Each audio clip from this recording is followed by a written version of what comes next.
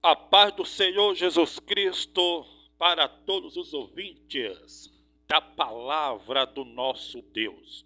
Queridos, neste dia chamado hoje, sem muita delonga, eu quero verbalizar uma mensagem, um estudo subordinado, submisso, subalterno ao tema, os Nicolaítas. Eu quero falar sobre esse movimento chamado de os Nicolaítas, baseado na sacrossanta, na sagrada e santa Escritura. É importante notarmos que o termo, o vocábulo, a palavra, a expressão, o nome, o substantivo Nicolaítas deriva-se, origina-se, é oriundo de um substantivo, um nome próprio, denominado de Nicolaus. Nicolaus. O nome Nicolaus, no grego koiné, é a junção de duas palavras, de dois termos, de dois vocábulos, certo? O primeiro vocábulo é chamado de Nikos. Nikos, no grego koiné, significa vitorioso, certo? E laios, no grego koiné, significa pessoas ou povo. Logo, Nicolaios significa literalmente vitorioso sobre o povo, ok? Vitorioso sobre o povo. Então, o substantivo próprio, que é um nome, é nome de pessoa, certo? Nome de pessoa, certo? Nicolaios significa literalmente vitorioso sobre o povo, sobre pessoas, certo? É semelhante a Nicodemos. Nicodemos, Nikos e Demos. Nikos, né? Vitorioso, e Demos, povo. Já aqui é Nicolaios. Nikos é porque a junção de duas palavras. Nikos é vitorioso e laios, pessoas. Nicolaios significa literalmente vitorioso sobre pessoas ou sobre o povo, como queira, ok? Esse termo, esse vocabulário, certo? Essa expressão Nicolaitas aparece duas vezes, apenas duas vezes nas Escrituras, que é no livro de Apocalipse, ok? Vamos lá, Apocalipse, capítulo de número 2, versículo de número 7, 7 não, 6, ok? Apocalipse, capítulo 2, certo? É versículo de número 6, ok? Vamos lá. Eu quero dar um zoom aqui para melhorar. Se não der, eu vou ter que verbalizar ou fazer a leitura dessa mesma forma. Apocalipse capítulo 12, verso 6. Na parte interlinear, em grego está assim, no grego koiné, ala, toito, ex, oti, miséis, tá, ega, tom. Aí vem a expressão Nicolaíton. Você já viu que é bem semelhante, né? A Nicolaitos. Nicolaitos. Né? Muito semelhante. Certo? Nicolaíton. Cagomisso. Ok? Aí vem a tradução do grego koiné para o português. Olha só como está escrito. Tens, porém, isto, que aborreceis as obras, não as pessoas, certo? As obras dos nicolaítas, ok? As quais eu também aborreço. Perceba uma coisa.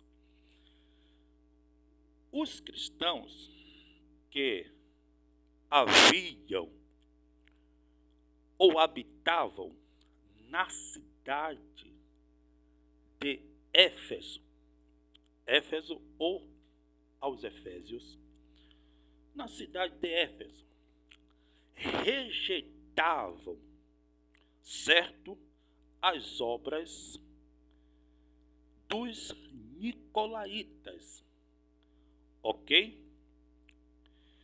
Aí o texto diz, Jesus falando na boca do apóstolo João, o vidente, dizendo, tens, porém, isto, que aborreceis as obras,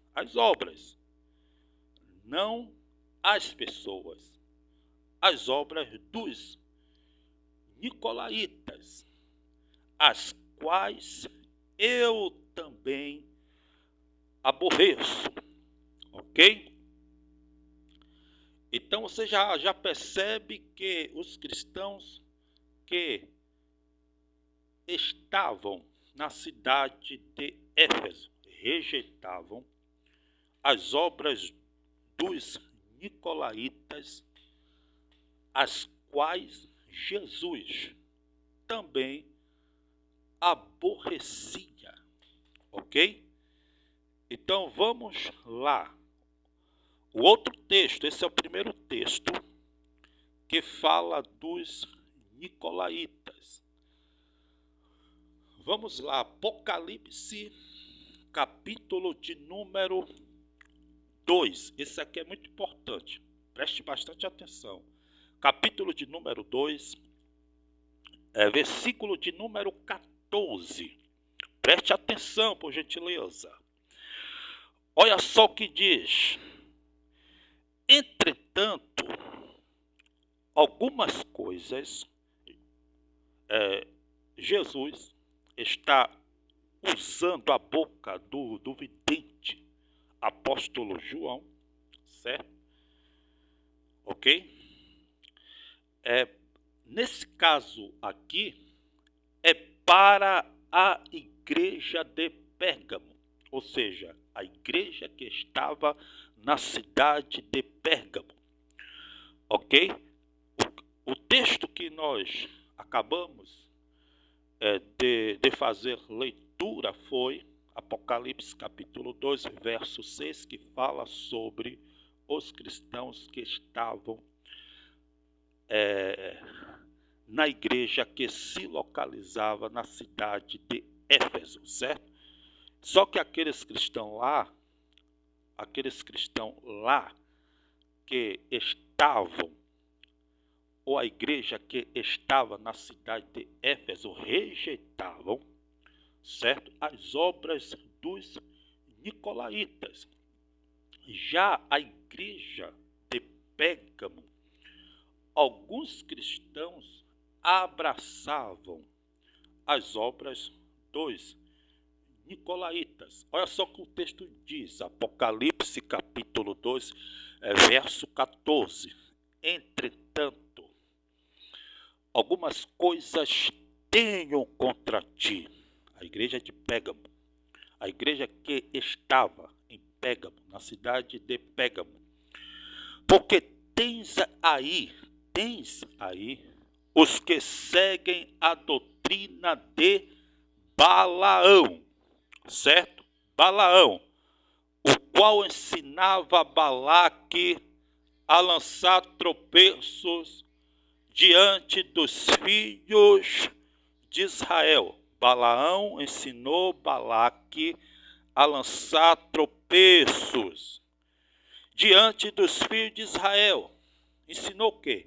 Introduzindo-os a comerem das coisas sacrificadas a ídolos e assim prostituírem. Duas coisas Balaão ensinou Balaque como lançar tropeços diante dos filhos de Israel. A primeira coisa, certo? Introduzindo-os a comerem das coisas sacrificadas a ídolos. Segundo, e a se prostituírem. Preste atenção no texto, ok? Então vamos lá, verso de número 15. Foque aqui, verso de número 15. Olha só que está no grego koiné. Vamos lá. Aitos ex kai sim kratoin kratointas tem didaquém. Didaquém significa doutrina, ensino. Nicolaito.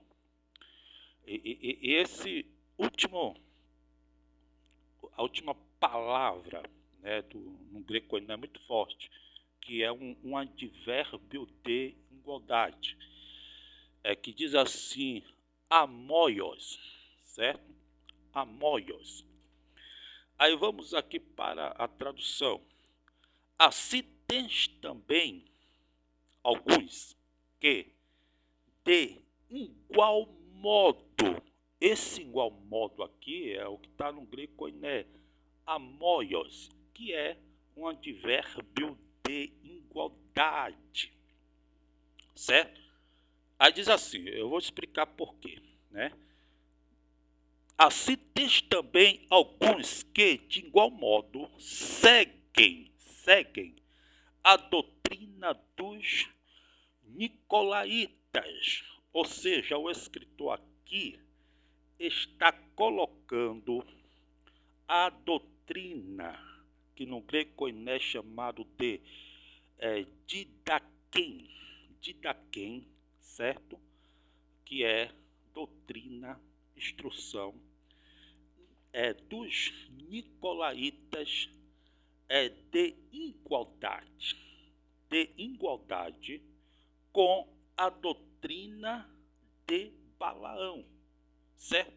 O que é que eu aprendo aqui? Eu aprendo aqui que os nicolaítas estavam ensinando também a doutrina de Balaão, certo? E qual foi a doutrina de Balaão? São duas, certo? São duas, introduzindo-os a comerem das coisas sacrificadas a ídolos. Segundo, esse é o primeiro, agora o segundo, e se prostituírem, certo? E aonde é que se encontra a doutrina de Balaão? Eu vou te mostrar agora. Comigo assim, o meu negócio é fonte, certo? É fonte, aqui ó, Números, capítulo de número 25, verso 1º, aqui ó, verso 1º, olha só o que está escrito. Ora, Israel demorava-se em Sitim, e o povo começou a prostituir-se com as filhas de Moabe. Por quê? Porque foi ensino do profeta Balaão, certo? Segundo o Talmud babilônico, na passagem que fala sobre justos entre as nações, segundo o Talmud babilônico afirma que existia sete profetas,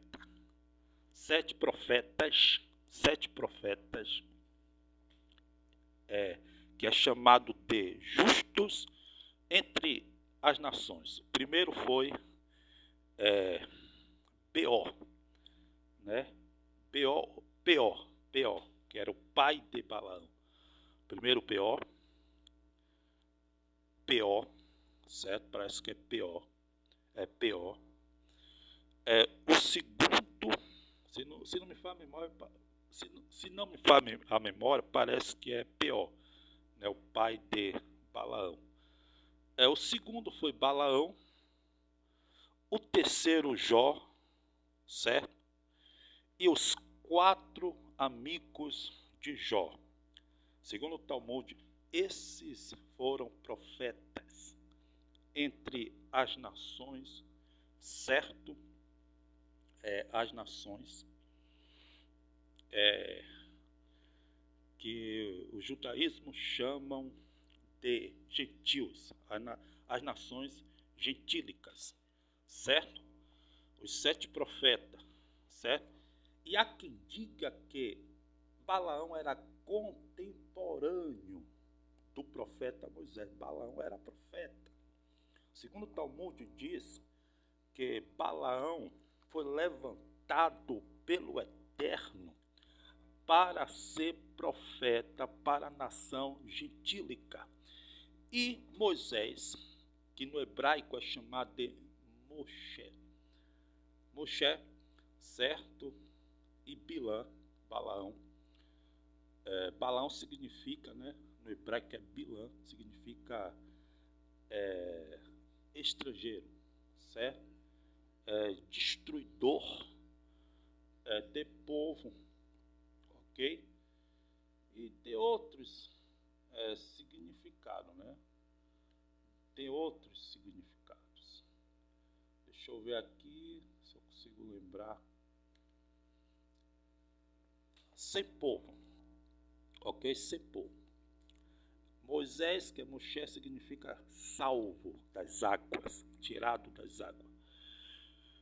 E segundo o Talmud diz que Moisés foi levantado para ser profeta para a nação hebreia, ok? Aí, Números capítulo 25, verso 2, olha só o que diz, que é o ensino do profeta Balaão, que infelizmente se corrompeu, né? Amando o prêmio, certo? Que era a mamata, o dinheiro que o rei Balaque lhe ofereceu, né? Aí diz assim o verso 2: pois elas convidaram, elas quem? As filhas de Moabe.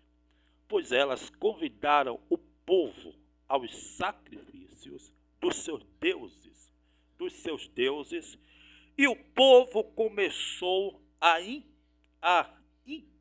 e o povo comeu e inclinou-se aos seus deuses.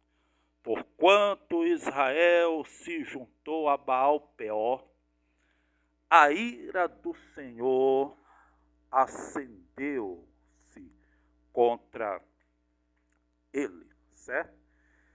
Então, começaram a se prostituir, começaram a sacrificar aos deuses, né? E no momento que sacrificava, né, aos deuses, certo?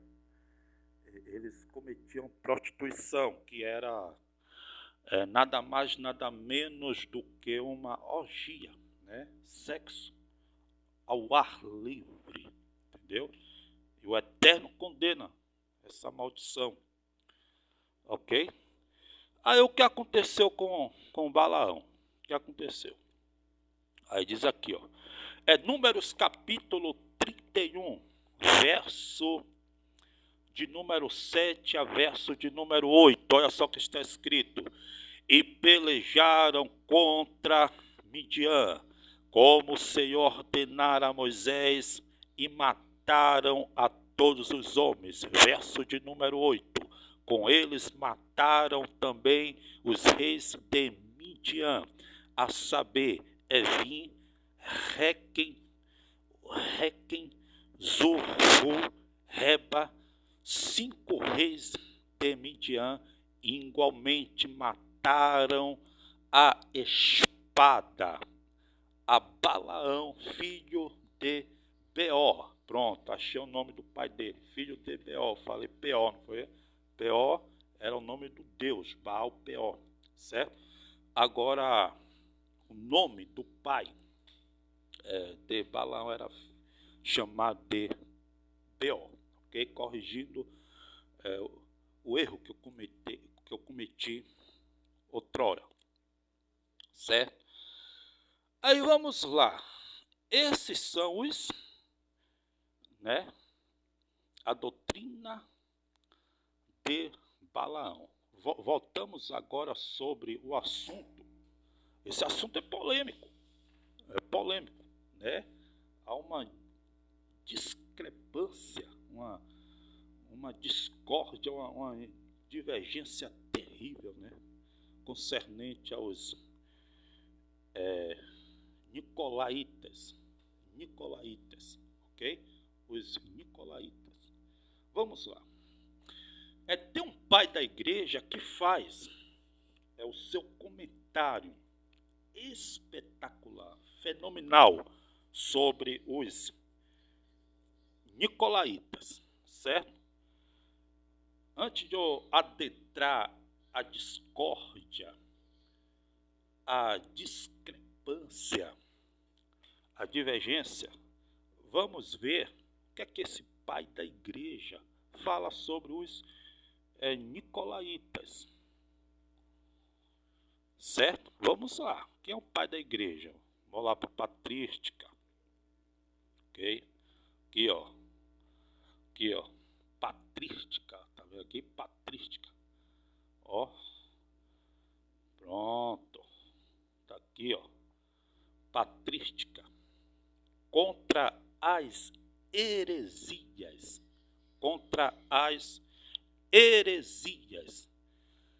Quem é o pai, né? Quem é esse padre, esse pai, né, da igreja? Irineu de Lyon, ou Lyon, certo?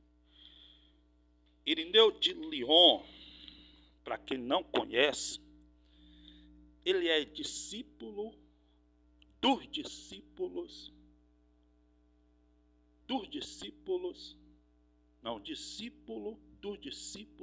de Cristo, ok? Irineu de Lyon viu com esses olhos Policarpo pregar, certo? E quem era Policarpo? Policarpo era discípulos dos discípulos de Cristo. Policarpo viu Pedro, viu Paulo, viu João, certo? Não sei se ele viu Paulo, mas viveu. Era contemporâneo do apóstolo Paulo, certo? E Policarpo conheceu Inácio de Antioquia, que há quem diga que Jesus carregou Inácio de Antioquia em seu colo, segundo a tradição cristã. Policarpo, segundo Jerônimo, foi consagrado a bispo através do apóstolo João, o vidente de Apocalipse. E Irineu de Lyon, ele viveu no ano 180 e ele viu quando criança Policarpo pregar, certo? Então é óbvio que nessa época o livro de Apocalipse já tinha sido escrito, certo? E o que é que Policarpo diz? Olha só que Policarpo não, Irineu de Lyon diz sobre o livro de Apocalipse, capítulo 2, verso 6, e Apocalipse, capítulo 2, verso 15, certo? Aí Irineu de Leão comenta aqui, 26.3, certo? 26.3. Olha só o que diz. Os nicolaítas tiveram por mestre Nicolau.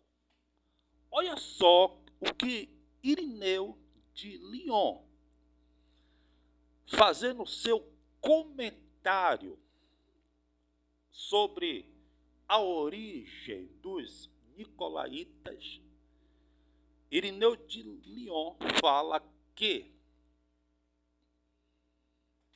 os nicolaítas tiveram como mestre Nicolau. E quem foi Nicolau? Vamos lá, já eu volto para esse texto aqui. Vamos ver quem foi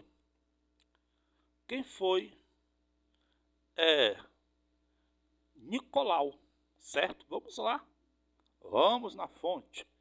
Atos, capítulo de número 6, certo? Atos, capítulo de número 6, se não me falha a memória, parece que é o verso 5, o versículo 5, que eu não anotei aqui não. Aí diz assim, o parecer agradou a toda a comunidade e elegeram Estevão, homem cheio de fé e do Espírito Santo, Filipe, Procoro, Nicanor, Timão, Pármenas e Nicolau, prosélito, convertido ao judaísmo. Existia dois tipos de prosélitos. O primeiro é aquele que se tornava judeu, certo? Praticava a Brit Milá, o pacto da circuncisão, guardava o Shabat, comia comida caché, tornava-se judeu, certo? Existia o segundo tipo de prosélito, que era os prosélitos do portão, ou prosélito do portão, ou da entrada, que se converteu ao judaísmo, mas não era circuncidado, não guardava o Shabat, às vezes sim, às vezes não, e às vezes moravam em outra nação, ok? Só que Nicolau, no grego é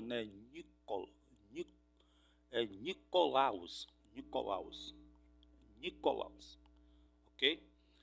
Ele era um gentil prosélito que se converteu ao judaísmo e depois tornou-se cristão, certo? Era um filho de Noé que se converteu ao judaísmo e tornou-se cristão, né?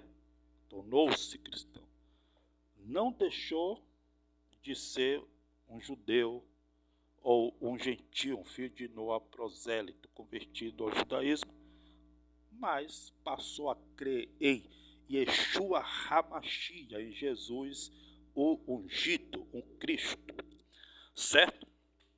Só que, segundo Irineu de Lyon, esse Nicolau, ele virou um herege, certo? Virou um herege. E começou a pregar coisas contrárias à fé apostólica. E dele, de Nicolaus, traduzido Nicolau, surgiu um movimento chamado Nicolaitas. É Irineu de Lyon que fala, certo? Vamos lá?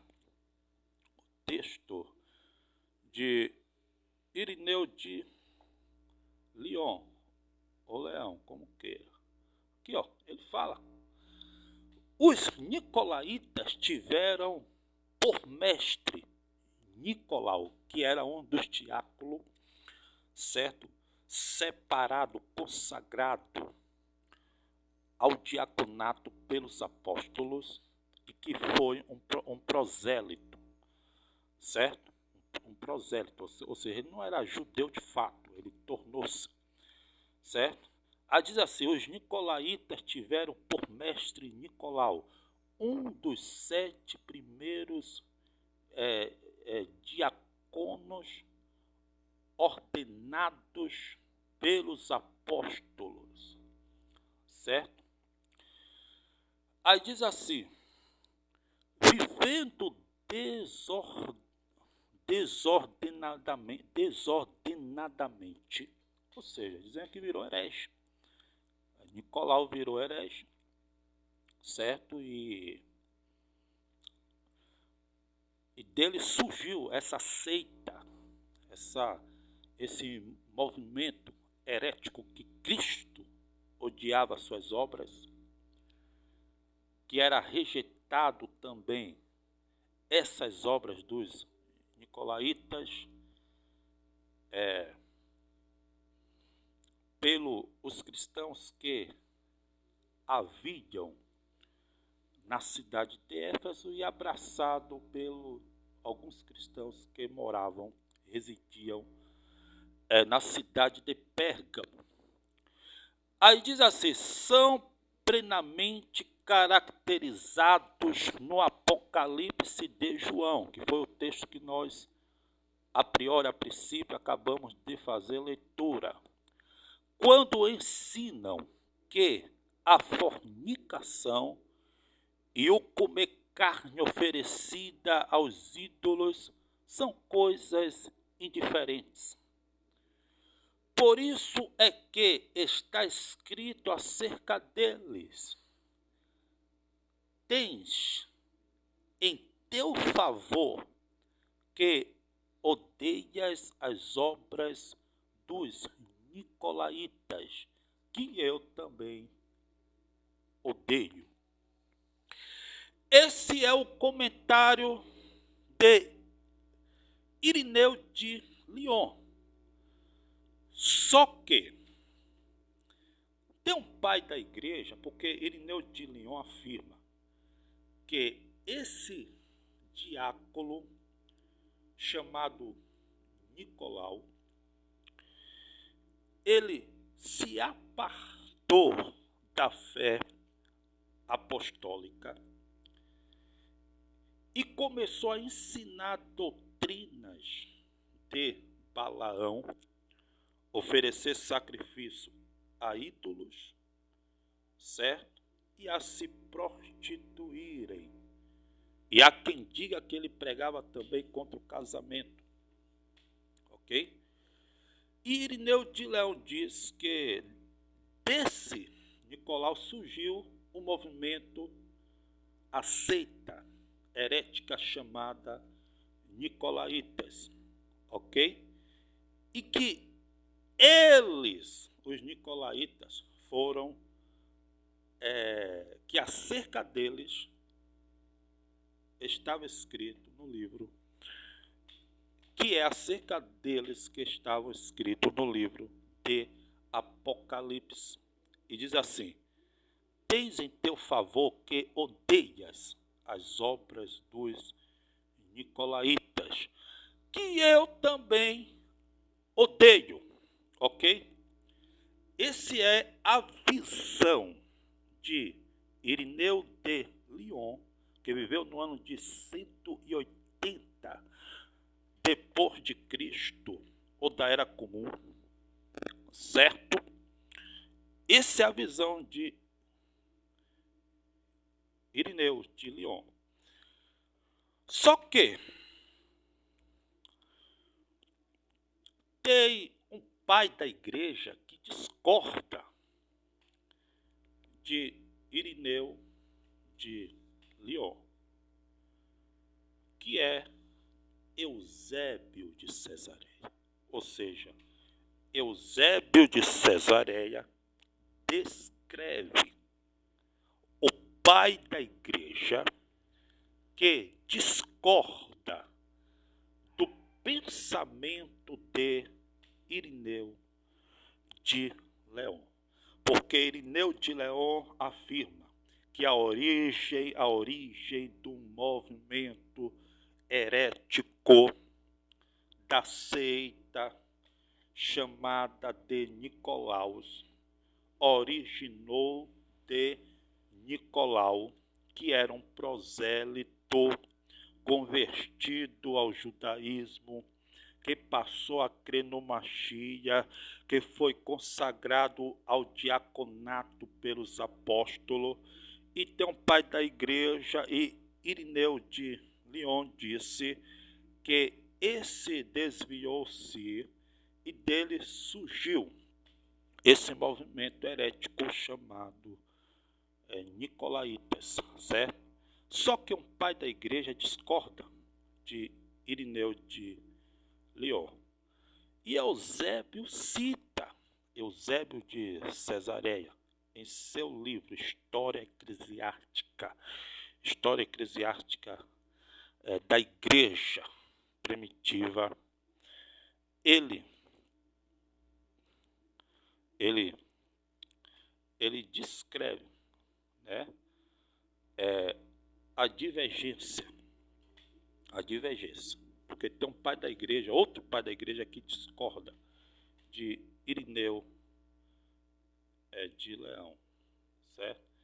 Olha só o que Eusébio de Cesareia afirma, certo? Olha só, lembrando aqui, ó, capítulo, certo? 29, do livro da Patrística de Eusébio de Cesareia, certo? É capítulo 29, olha só, Eusébio de Cesareia, ele está descrevendo o livro que o pai da igreja, outro pai da igreja, outro sacerdote, né? Outro padre, porque padre significa sacerdote, discordava do pensamento de Irineu de Lyon. Isso aqui é forte, Olha só o que diz. Nicolau e os que lhe devem seu nome. Olha só o que diz. Nesta ocasião surgiu também a heresia dita dos Nicolaitas, que durou pouco tempo. Ou seja, essa seita não foi muito longe, durou pouco tempo.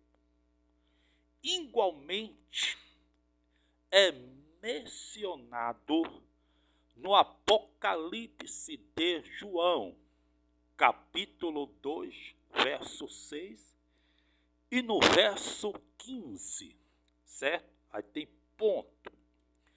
E diz mais, eles pretendiam que Nicolau era um dos diáconos, ok?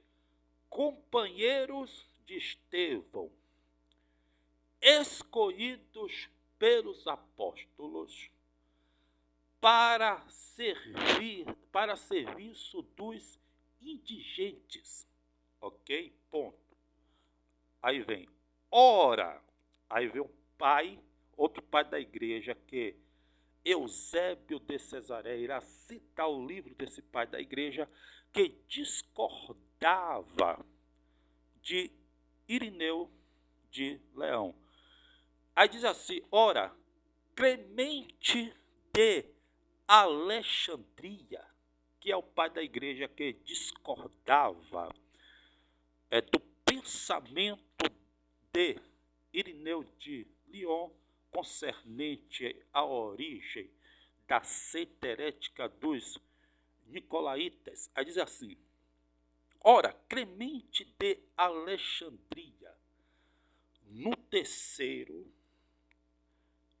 dos Estromata, certo? Diz textualmente ao seu respeito.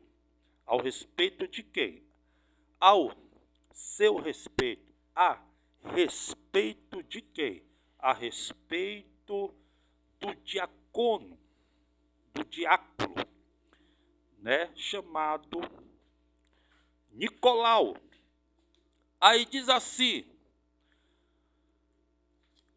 conta-se que sua esposa estava na flor da idade, ou seja, foi a informação que Clemente de Alexandria, um dos pais da igreja, recebeu por tradição, né, concernente a Nicolau, certo? Aí diz que a esposa de Nicolau estava na flor da idade.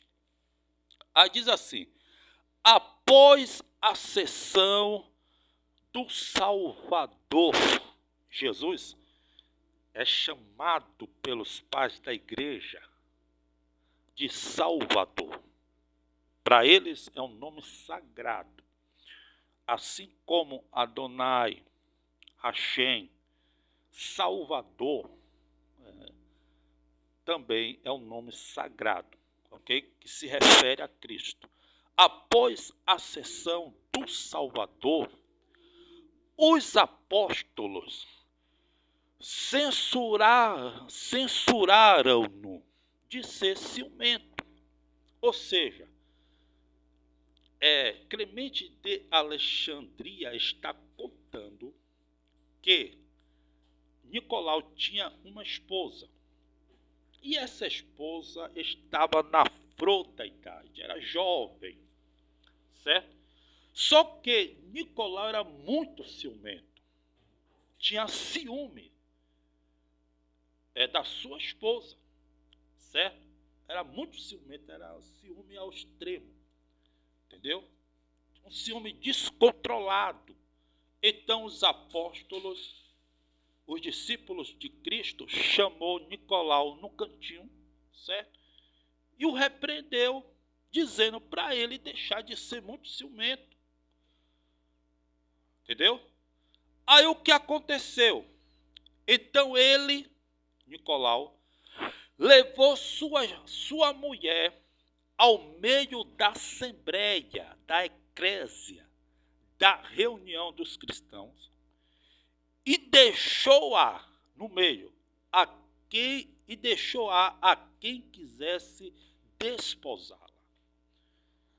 Ou seja, ele deu carta de divórcio. Ele abandonou a sua esposa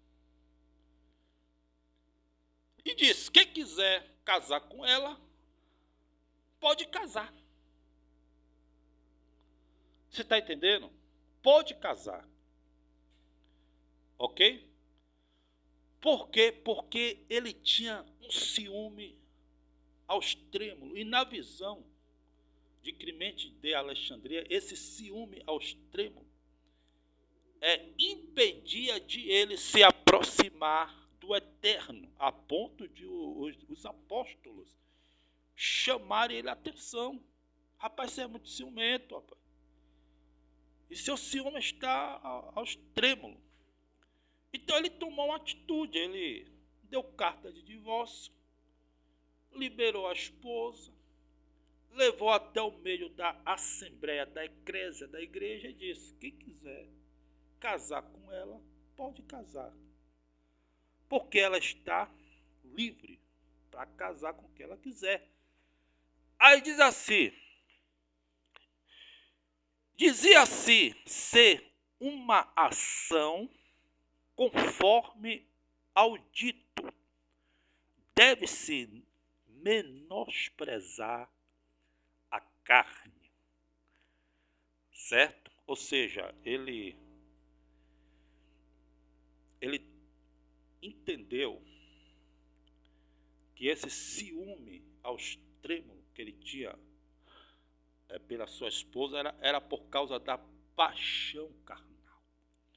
Então a única forma de ele vencer este mal era dar carta de divórcio para sua esposa. Devido ao dito, deve-se menosprezar a carne. Há quem diga que quem pregava assim era Tiago. Tiago não, Mateus. Certo? E os sequazes desta heresia, ao imitarem suas ações e suas palavras, simplesmente e sem critério, prostituíam-se de maneira vergonhosa. Ou seja, quem ouviu essas palavras, saíram da boca de Nicolau, interpretou tudo errado. Em vez de interpretar que ele queria abandonar suas paixões carnais para se aproximar mais do Eterno, devido a seu ciúme extremo, Aí quem ouviu ele falando isso, entendeu que deveriam se embriagar no caminho das paixões carnais e a se prostituir. É o que está escrito aqui. E os sequazes desta heresia, que são o movimento herético, certo? Chamado de Nicolaitas, Aí diz assim: os sequazes desta heresia, ao imitarem sua ação e suas palavras simplesmente e sem critério, prostituíam-se de maneira vergonhosa. Quanto a mim, Clemente de Alexandria, ouvi dizer que Nicolau jamais teve outra mulher. Olha só. Que aquela que desposara, e que de seus filhos as jovens envelheceram na velhice, e o filho permaneceu castro. Ou seja, na visão de Clemente de Alexandria, ele discorda de Irineu de Lyon e diz: eu ouvi falar que Nicolau não se apartou da fé e nem casou de novo, ficou solteiro. E seus filhos, certo? As jovens envelheceram na velhice. E o filho permaneceu casto, ou seja, sem casar. Entendeu? Sem casar. É melhor não casado, é melhor casar do que abrasar. Certo? Só que ele seguiu as palavras de Paulo, seja como eu, né? Entendeu? Foi uma decisão dele. E ele doutrinou as suas filhas nesse caminho e os seus filhos a não se casarem. Né? Ok? Aí diz assim, sendo assim o fato de ter abandonado a mulher, objeto de ciúme no meio dos apóstolos, constituía uma renúncia à paixão e à continência relativa a prazeres procurados com empenho ensinava a fazer pouco caso da carne. Era uma maneira de desprezar a sua paixão carnal, era desvociar, né? E desprezar os seus ciúmes. Aí diz assim, ele não queria, ele que, Nicolaus, de fato, a meu ver, de acordo com o mandamento do Salvador, pensamento, certo? De Clemente de Alexandria. É o pensamento dele. Ele diz, ele não queria de fato, a meu ver, de acordo com o mandamento do Salvador, servir a dois senhores. Mateus capítulo 6, verso 22. Lucas 16, verso 13. Que é o prazer e o Senhor. Então, como ele era muito ciumento, a paixão carnal dele era imenso. Certo? E era um ciúme extremo. Então ele resolveu desprezar o prazer para servir ao Senhor Jesus Cristo, nosso Salvador. Ok? Então, segundo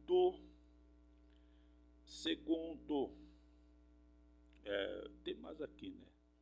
Disse igualmente que Matias ensinou mesmo a combater a carne, a menosprezá-la e não fazer concessões em vista do prazer, e a fazer a alma progredir pela fé e o conhecimento.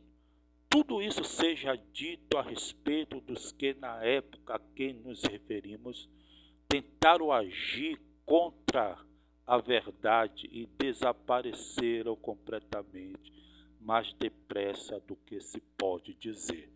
Ou seja, a seita dos nicolaítas, certo? Queriam agir contra a verdade, distorcendo a verdade, porque a verdade foi outra. Nicolaus queria se livrar da sua paixão carnal, do seu ciúme extremo. Ele poderia até matar a esposa dele de tanto ciúme. Então, devido à repressão dos apóstolos, ele tomou uma atitude: ou eu sirvo o prazer, ou sirvo ao Senhor. O prazer carnal, certo, está me apartando do meu Senhor e Salvador Jesus Cristo. Então ele resolveu se separar, certo? Ok? Não que ele fosse contra o casamento, mas foi uma atitude que ele teve que tomar. Entendeu? Uma atitude que ele teve que tomar. Jesus disse, existem 3 tipos de eunucos. Uns feitos pelo homem, outros nasceram eunuco deficientes, né? Nasceram deficientes.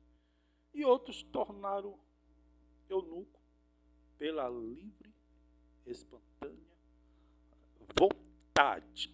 Ok? Então, Clemente de Alexandria discorda radicalmente de Irineu de Lyon, porque ele ouviu outra coisa. E Irineu de Lyon também não acrescentou muita coisa, entendeu?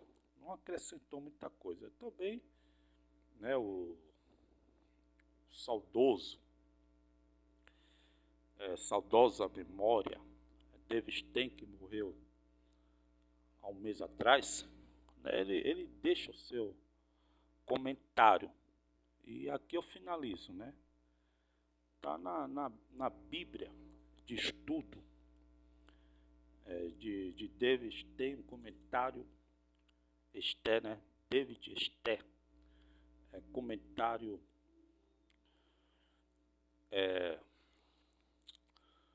do Novo Testamento. Aí diz aqui, Nicolaus, uma seita herética, certo? Que encorajava a idolatria e o pecado sexual. Veja, Revelação 14, Revelação, né? Apocalipse, capítulo 2, verso 14 e 15. Aí diz assim: Irineu, em seus escritos do final do século II, 180 na Era Comum, antes de Cristo, conjectura que eles fossem seguidores de Nicolau, o judeu prosélito apontado como Shamash,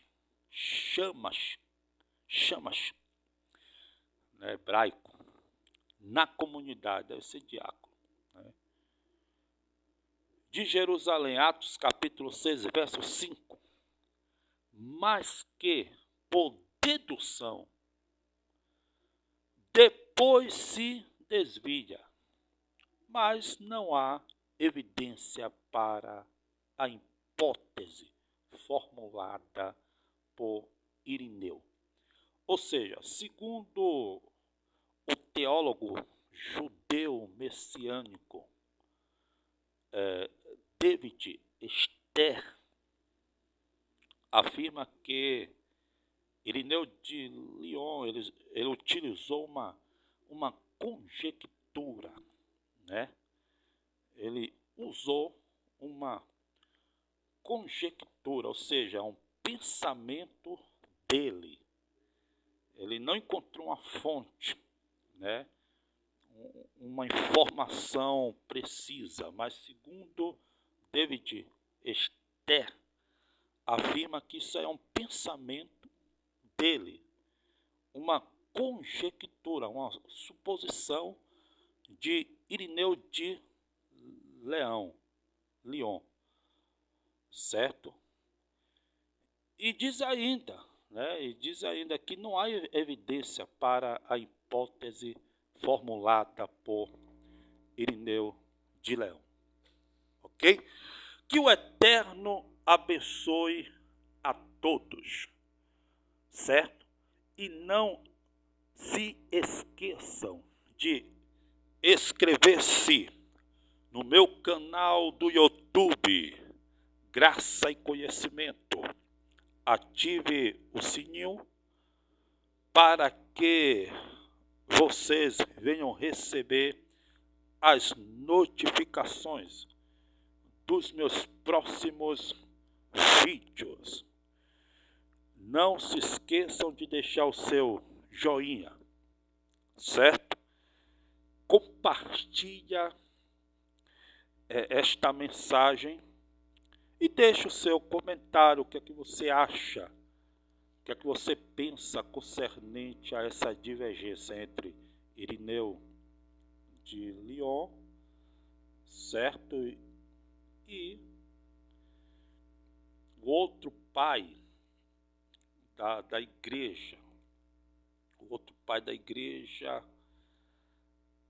deixa eu ver aqui, certo? O outro pai da igreja, cadê ele?